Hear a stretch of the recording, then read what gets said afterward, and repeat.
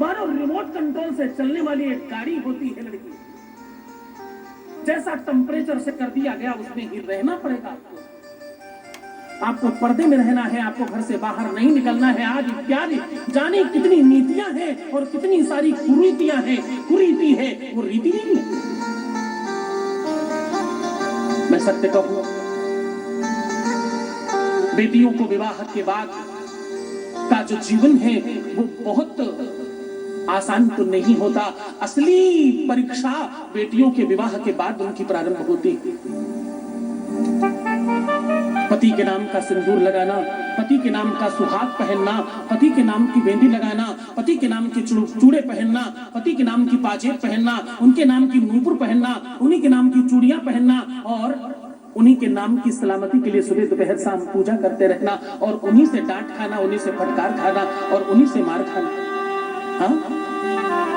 उन्हीं से बहुत सारी उल्टी सीधी बातें सुनना और उन्हीं से प्रताड़ित होना और उन्हीं को अच्छा कहना।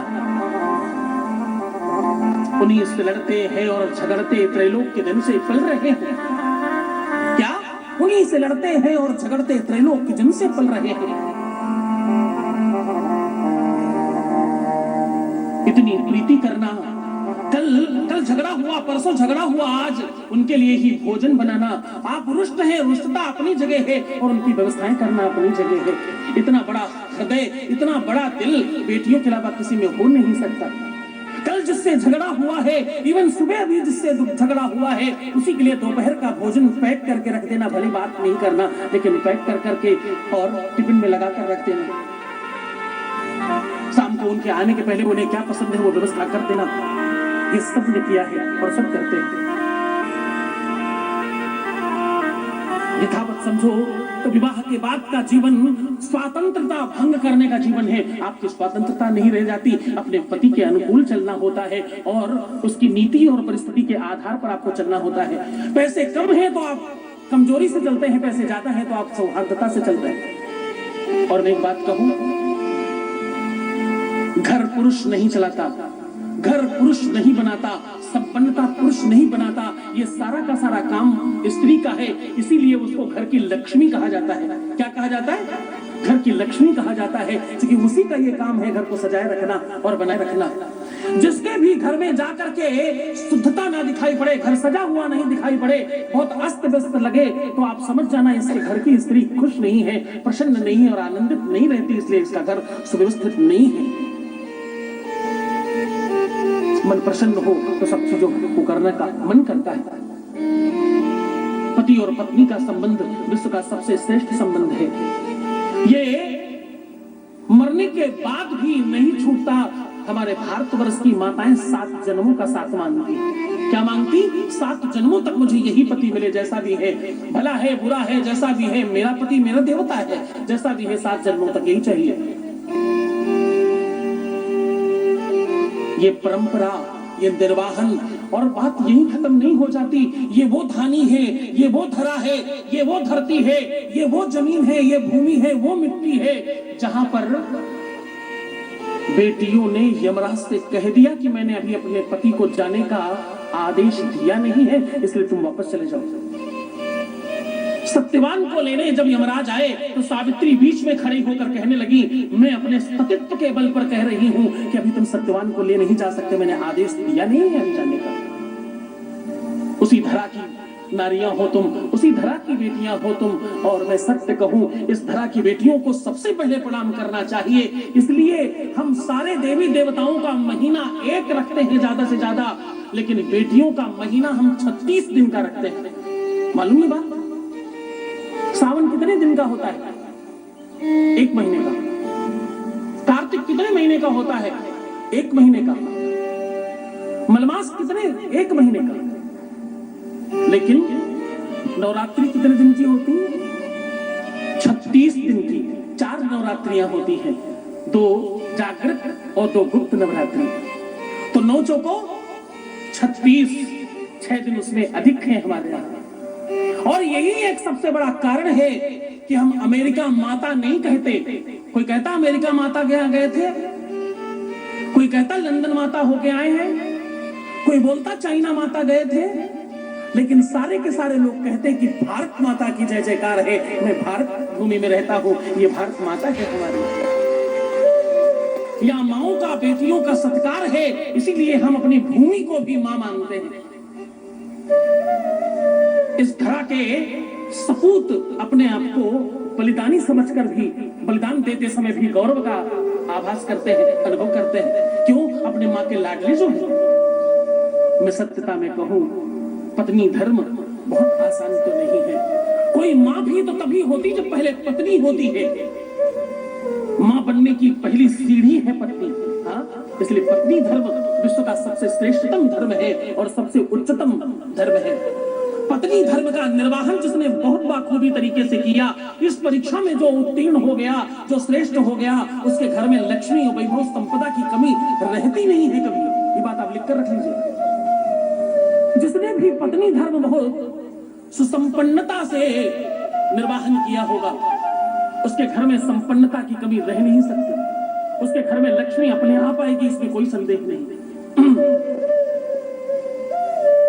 आपको एक बात कहूं, जिनके भी घर में पत्नियां अगर संतुष्ट नहीं है, प्रसन्न नहीं है, आनंदित नहीं है और खुश नहीं रहती, उनके घर में बिना मतलब के झंझट होते हैं। और यकीन मानिए, उनके घर में संपन्नता नहीं आती और सुख नहीं आता। अगर जीवन में सुख चाहिए तो एक बात का गौर से ध्यान रखिएगा, आपके घर की बहु बेटियां और आपकी पत्नियां बिल्कुल खूब आनंद से प्रसन्न होनी चाहिए।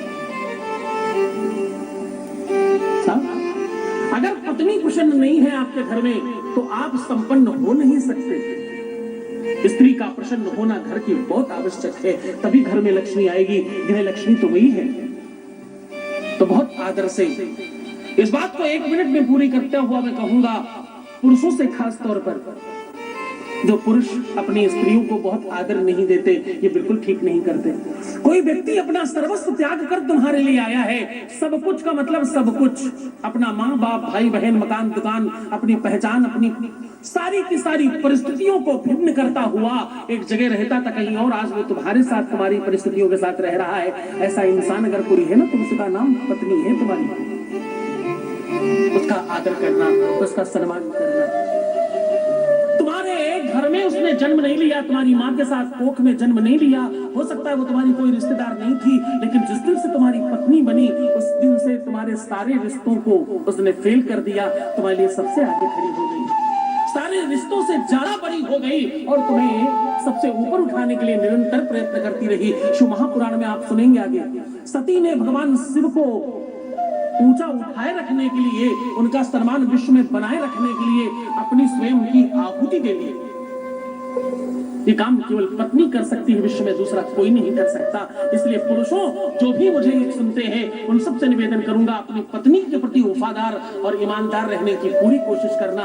जितना ज्यादा तुम अपनी पत्नी के प्रति ईमानदार रहोगे, उतनी संपन्नता तुम्हारे जीवन में बढ़ेगी, इसमें कोई संदेह नहीं। महादेव कहते हैं कि उनके अपने जो शिवलिंग है उसमें अर्घा 60% है, 70% है, 30 से 40% शिवलिंग है केवल, यानी महादेव स्वयं 30 से 40% है। वो कहते हैं कि मेरे में शिवा का, शक्ति का, पार्वती का भार ज्यादा है, उनकी शक्ति ज्यादा है, उनकी संपन्नता ज्यादा है। स्वयं वृषभ पर वाहन पर सवार होते हैं और अपनी पत्नी को शेर पर बिठा कर रखते हैं, ये सम्मान है महादेव का। हाँ, क्या करते हैं? स्वयं तो वृषभ पर बैठे हैं, बैल पर बैठे हैं, लेकिन अपनी पत्नी को शेर की सवारी कराते हैं, शेर पर बिठा कर रखते हैं, ये सम्मान है उनकी नजर में। अगर तुम ऐसा करते हो तो सत्य मानना, तुम्हारे जीवन में खुशियों को आने से कोई रोक सकता नहीं है, तुम संपन्न हो जाओगे।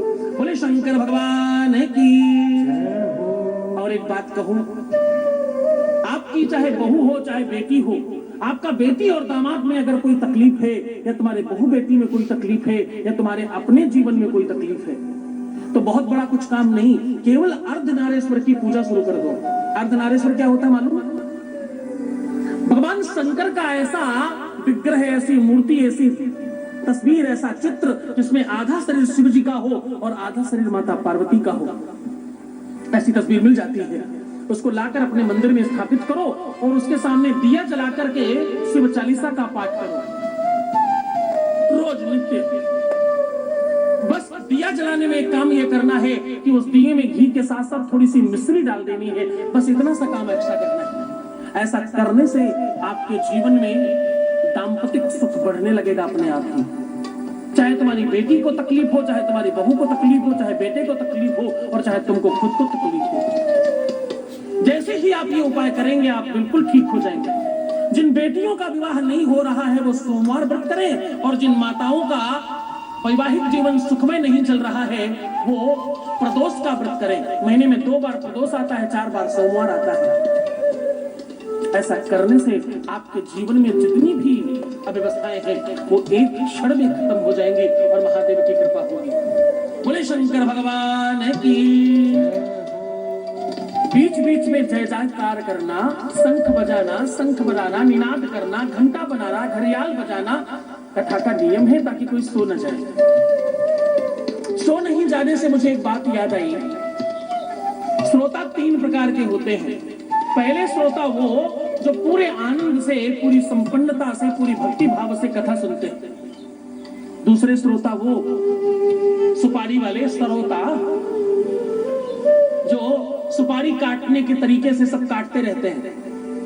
कभी व्यवस्थाओं में कमियां निकालते हैं, कभी गुरुजी में कमी निकालते हैं, कभी संगीत वालों में कमी निकालते हैं, कभी माइक वालों में, कभी लाइट वाले की, कभी कैमरे वाले की, और कुछ नहीं बचा तो आयोजक की, उसकी भी नहीं निकली तो अगल बगल की, कुछ नहीं मिला तो अगल बगल में अपनी ही कमियां बताना शुरू कर देंगे। मेरा बेटा तो बिल्कुल ही ठीक नहीं है,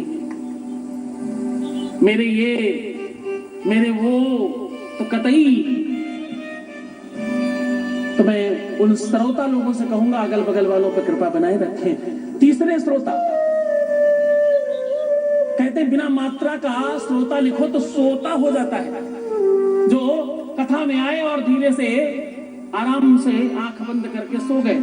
पूरी कथा कंप्लीट और संपन्न होने के बाद याद आया, अच्छा शिव महापुराण कहते हैं, ये बड़ी सुंदर कथा करते हैं, बहुत बढ़िया कथा है, क्या आनंददायक कथा सुनाई है और बहुत मजा आया। जबकि आप सत्य मानो, यकीन मानो, 3 घंटे खूब आनंद से सोए हैं, एक भी शब्द सुना नहीं, उसके बावजूद भी कथा बहुत अच्छी थी। ऐसी बातें करने वाले भी ध्यान से, गौर से सुनिए। ये 3 प्रकार के श्रोता होते हैं, जिसमें से सबसे अच्छे आप लोग हैं जो भक्ति भाव से कथा का श्रवण कर रहे हैं, जो भक्ति भाव से खूब आनंद से श्रवण करने में लगे हैं, जिनको सिर्फ और सिर्फ कथा से प्रेम है, बाकी किसी चीज से प्रेम नहीं है। अब मैं आपको एक और महत्वपूर्ण बात बता रहा हूं। एक गुरुजी थे, एक नगर में एक गुरुजी थे और एक उनको अच्छे से चेला जी मिले। गौर से